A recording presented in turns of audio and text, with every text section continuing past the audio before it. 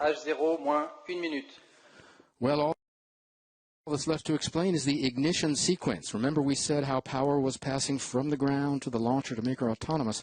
Well, this phase, the ignition phase, is already carried out by the onboard computer. Here's what to watch for. It begins when those cryogenic arms, the yellow bars, will pull back at -5 seconds when the DDO says 5.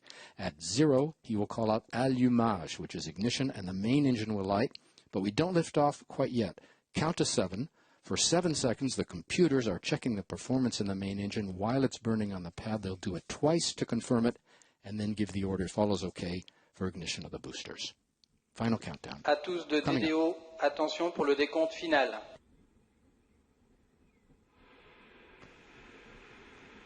Dix, 9, 8, 7, 6, 5, 4, 3, 2, unité, top, allumage Vulcain.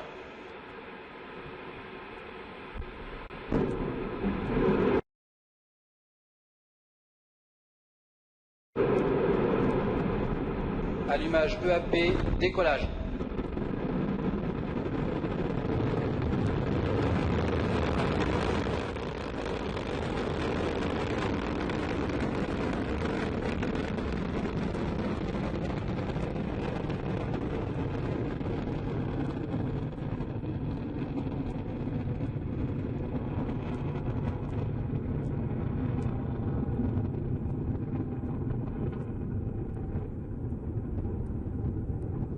Wow, beautiful pictures again of Ariane coming roaring off the pad, leaving a trail of gold. I think we've lost her in the clouds. There she is.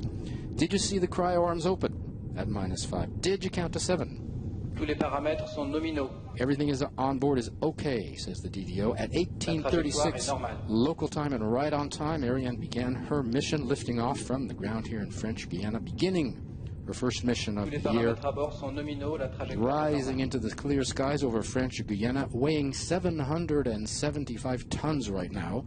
She's burning 5 tons of fuel per second, if you can believe that, 2.5 tons in each booster, and the core stage burning an additional 300 kilograms of fuel per second.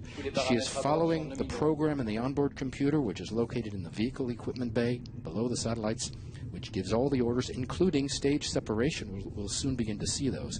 We're in the first of 4 flight phases for Ariane. The first 3 are powered. The last is not. We'll describe each in turn so you can follow Ariane as she heads east across the Atlantic to separate the passengers over the east coast of Africa and over the Indian Ocean. Flight phases are right now, the main engine and the 2 boosters are burning. Boosters will burn for another 20 seconds roughly. Then the main engine will burn alone for about 9 minutes. Then the upper stage will burn alone for about 16 minutes. And the final flight phase, not powered, we'll get back to that when it happens. Basically, we're using the simple solid propulsion in the boosters to get off the ground, away from the pull of the Earth, and the more complex liquid propulsion, cryogenics, to obtain speed and performance. We're waiting for confirmation of the booster separation. You'll be able to see that. There it is. The DDO has just called that. You can see the 2 boosters falling away, leaving their vapor trail. In the middle is the core stage, Ariane, continuing to burn. Nice shots. Tous les paramètres à bord sont nominaux. The boosters will fall 500 kilometers from shore in a protected area. Having done their job, we're now in the second powered flight phase, the main engine. La trajectoire est normale. We're coming up on separation of the fairing. Just before we do, take a look at the left-hand side of your screen, the upper left, the cursor crawling up the line. That's actually 2 lines. One is superimposed on another, the optimum trajectory and the real-time trajectory, as long as they're one and the same or right where we should be. Below that, 2 lines, A and V. A is our altitude. You see we're climbing. V is our speed.